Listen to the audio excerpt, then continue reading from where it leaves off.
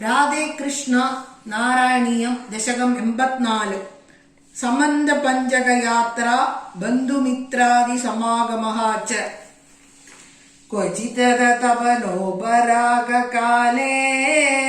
പുരിനിതതത്കൃതവന്മ കാമസൂനോ യദുകുലമഖിലാവൃതസുദീർത്തം സമുപഗതോസി സമന്ത പഞ്ചകാക്യം ബഹുദരജനദാഹിതായ തത്ര ത്വമപി പുനന്വിനിമജ്യ തീർത്ഥതോയം ദ്വിജഗണപരിമുക്തവിത്തരാസി സമമിലതാ കുരുപാണ്ഡവാദി മിത്രൈഃ തവ ഖലു ദയിതാ ജനൈ സമേതാ ദ്രുപദസുതാ ത്വയി ഗാഢഭക്തിഭാരാ തദുദിത ഭവതാകൃതി പ്രകാരൈർ അതിമുമുദേ സമമന്യഭാമിനീഭിഃ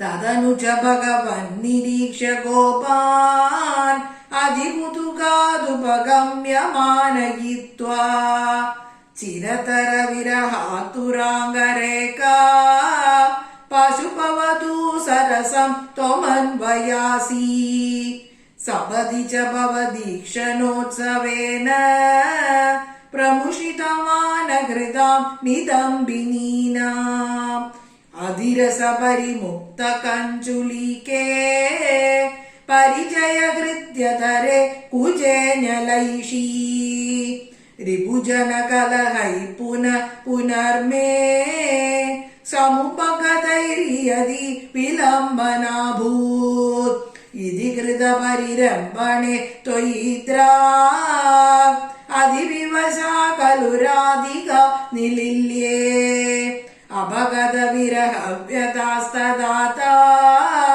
രഹസി വിദായ ദദാത തത്വബോധം പരമസുഖജിതാത്മഗോഹമാത്മേദി ഉയുദയതു വസ്ഫുടമേവ ചേതസീതി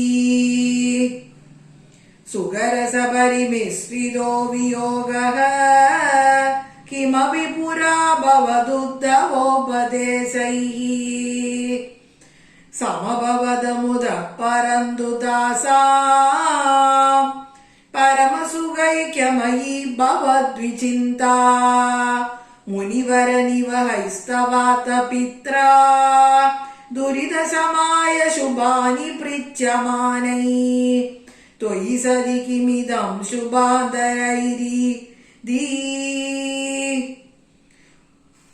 ഉരുഹസിതൈരഭിയാജിതസ്തദാസൗ സുമഗദീയജനേ വിദായമാനേ പ്രമുദിതമിത്രജനേ സഹൈവ ഗോപാ യദുജനമഹിതാസ്ത്രിമാസമാത്രം ഭവതനുശങ്കര സംപുരേവ ഭേജുഃ വ്യപഗമസമയേ സമേത്യ രാധാം ദൃഢമുപഗൂഹ്യ നിരീക്ഷ്യ വീതഖേദാ പ്രമുദിതഹൃദയ പുരം പ്രയാതഃ പവനപുരേശ്വര പാഹി മാം ഗതേഭ്യഃ.